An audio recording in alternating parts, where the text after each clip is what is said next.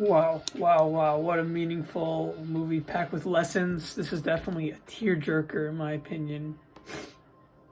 I'm sniffing because I was so touched by this movie. There's just a lot to get into. Just to start it off, because I know my style is that I want to get the ratings out of the way. All things considered, because of everything, it rounds up to a 5. I'd even give the gold star as well. I mean, realistically, 4.8, 4.9, but I'm gonna go all in because I just really was pleased with it. So 5 stars, and out of 10, gets like a 9.7. So now that we got that out of the way, let's go through the plot. This is obviously spoilers. They go through the same thing every day. These two people, their lives connect and they clash. But along the way, there was such artistry with the kind of symbols that were placed. Clearly, they put in some work to make. Like there was a moment where there's wings showing on the truck behind her. So let me get into that. I wrote it down. She said, "I have to do the same things I did yesterday and forget about it." He spoke to his math teacher to get advice on why a temporal anomaly would take place. It turned out that he said that you should leave the area because that would get you out of the singularity, because it has to do with that. But it turned out to be completely different, which I have questions on. And it goes back to a hypercube. They factored that in. But they also connected it with your will to want the day to continue. So we'll get there. So the first symbolism is the teacher said, "I have to do the same thing I did yesterday and forget about it," as like he just said it passively.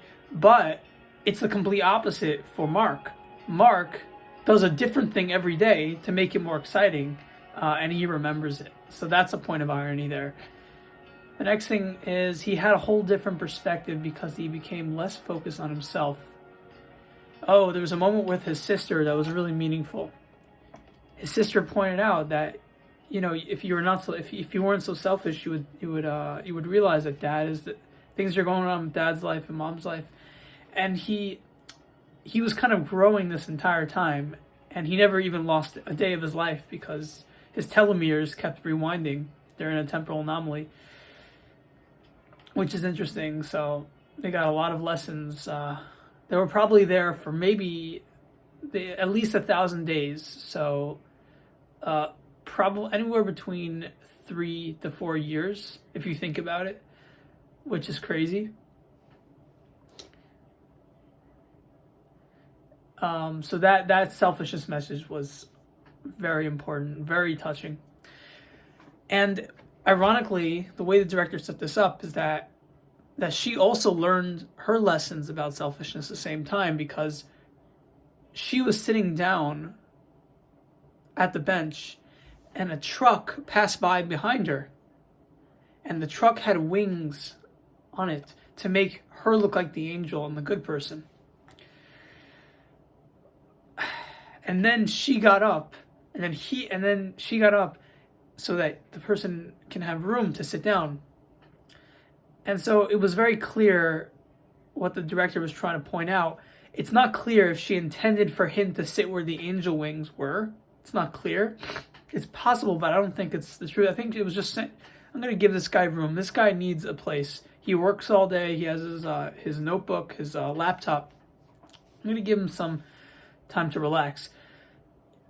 And so he was sitting where the wings were, as if to say that this story is not about me. I'm not on this this journey to heal everyone and to figure out the cure for cancer, because it turned out she was trying to cure cancer for her mom. And she kind of had this epiphany that slowly that it's not about saving everyone, and it's not about saving everything. And she slowly realized from that point on that she was trying to hold on to her mom very strongly. And that was holding her back. It was holding her from seizing opportunities with Mark. The only person is a very wonderful young man. The only person who was stuck in this anomaly was this person, and she's missing that opportunity. So that was really nice as well, to show how she develops there. And then she finds a dog right by the dumpster right after that, and she never noticed it before. I found that interesting. didn't she not notice? Didn't she notice thousands of things by now? So she didn't know where the dog was until that day. So there's a symbol there. And there's also a parallel because he saved the cat right after. So it's trying to show you that whenever events take place in existence, in the universe, there's always a parallel, masculine and feminine, opposites. Obviously, dog and cat are not opposite, but in terms of how we think about them, they are. So the director was craftily incorporating that there. But I think the reason why she found the dog was because she was becoming less self-absorbed.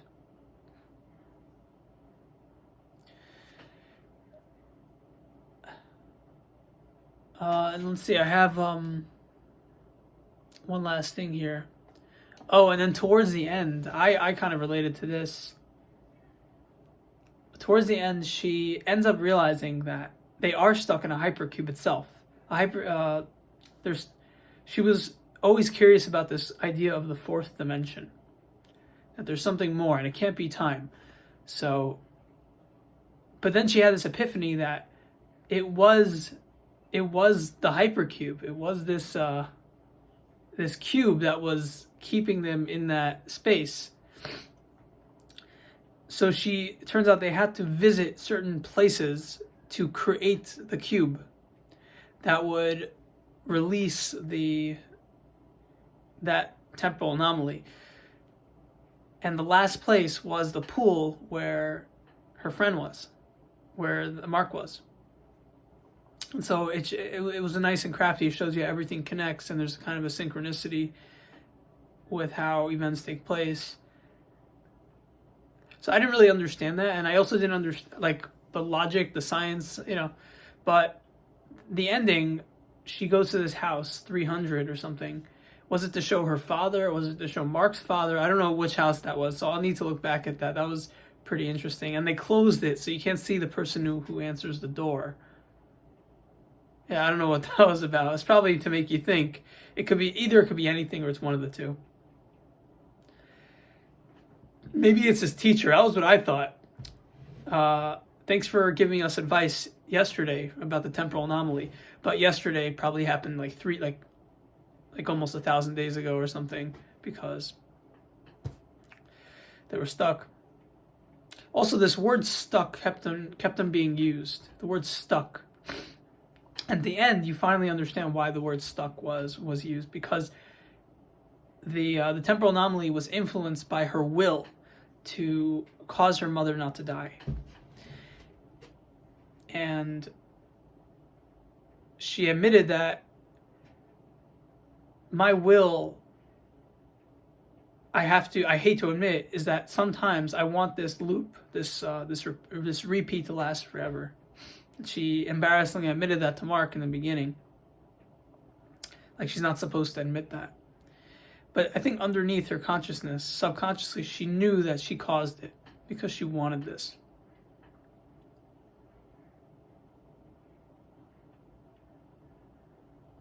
What was also interesting is that the sister kept losing her games every day.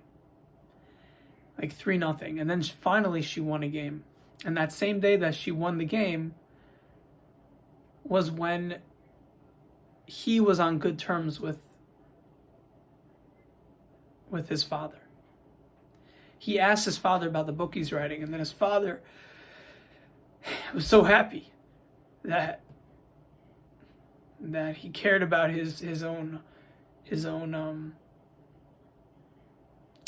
occupation, because usually he was self-absorbed, and all of a sudden he shows interest, and now I actually matter. And so he started getting into his book. He's like, oh, I'm gonna write a whole book now because I see that people care. My own family cares.